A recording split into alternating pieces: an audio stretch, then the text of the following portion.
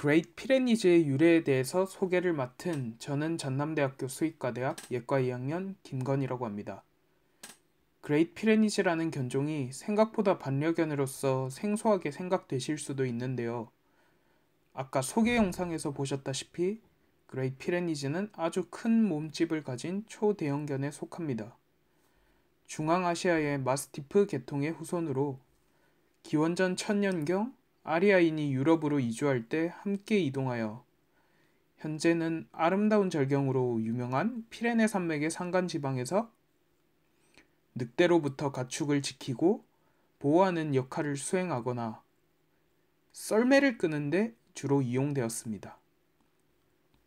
역사적으로 볼 때 인간과 가장 오랫동안 함께 지내온 사역견이라고도 할 수 있습니다. 여기서 사역견이라 하는 단어가 좀 어렵게 느껴지실 수 있는 분도 계실 텐데요. 말 그대로 시킬 사, 노역할 때 역자를 사용해서 사람이 일을 시켰던 개 품종을 말합니다. 그리고 주인의 일을 분담해주는 역할 이외에도 중세시대에는 성을 지키는 용도로도 이용되었으며 17세기경부턴 반려견으로 유명세를 타기 시작했습니다. 그 후 18세기에 이르러 프랑스 왕족과 귀족의 사랑을 많이 받았던 품종이 되었고, 그래서 지금도 우리나라에는 아직 드문 반려견이긴 하지만 외국에서는 사랑받는 품종 중 하나가 되었습니다. 지금까지 그레이트 피레니즈의 유래에 대한 설명 잘 들으셨나요? 이제부터 그레이트 피레니즈의 유전적으로 잘 걸리는 질병에 대해서 친절히 안내해 드리겠습니다. 그레이트 피레니즈가 유전적으로 잘 걸리는 대표적인 질병으로는 고관절 이형성증이라는 질환이 있습니다. 이어서 고관절 이형성증이 무엇인지, 그리고 어떤 증상을 일으키는지, 또 어떤 방법으로 치료가 되는지 등에 대해 자세히 알려드리도록 하겠습니다.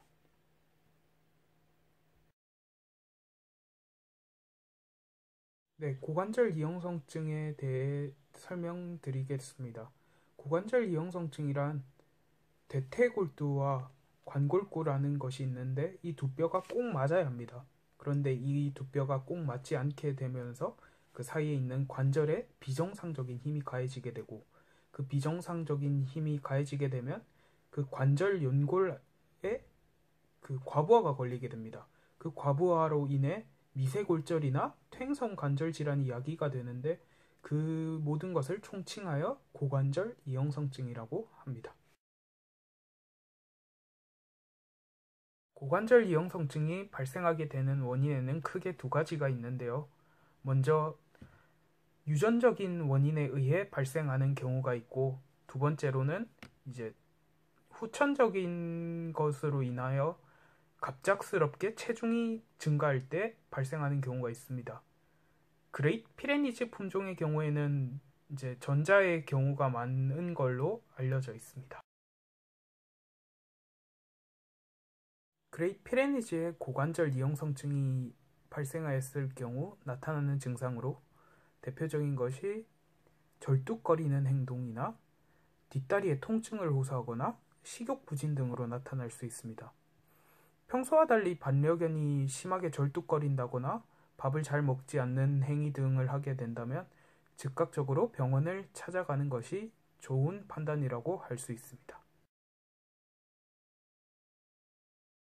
치료는 항염증제나 진통제를 이용한 약물 치료가 주로 시행됩니다. 그러나 위 방법들은 이제 주로 근본적인 치료 방법이라고 할 수는 없기 때문에 아까 맞지 않았던 뼈들을 맞게 해주는 외과적인 수술을 필요로 합니다. 이 외과적 수술은 어린 나이에 시행할수록 성공률도 높고 효과가 좋기 때문에 보호자께서는 조기에 그레이트 피레니즈가 고관절 이형성증을 겪고 있다는 것을 빠르게 판단하시고 빠른 판단을 내리신 후 병원에 즉각적으로 데리고 오셔서 수술을 받게 하는 것이 앞으로 남은 시간을 그레이트 피레니즈와 행복하게 보낼 수 있는 최선의 방법이라고 생각됩니다. 마지막으로 그레이트 피레니즈 입양을 생각하고 계신 분들을 위해 유용한 정보를 전달해 드리는 시간을 갖도록 하겠습니다. 첫째, 그레이트 피레니즈는 대부분의 수명이 10년에서 14년 정도로 알려져 있는데 4살까지는 여름에 털갈이를 하므로 자주 손질을 해주어야 합니다. 둘째, 어린 강아지를 고를 때는 눈과 코가 검고 털이 솜처럼 복슬복슬한 것이 좋습니다. 셋째, 가정견으로 기르기 위해서는 충분한 운동을 시켜주어야 하며 뒷다리의 발톱은 잘라주는 것이 좋습니다.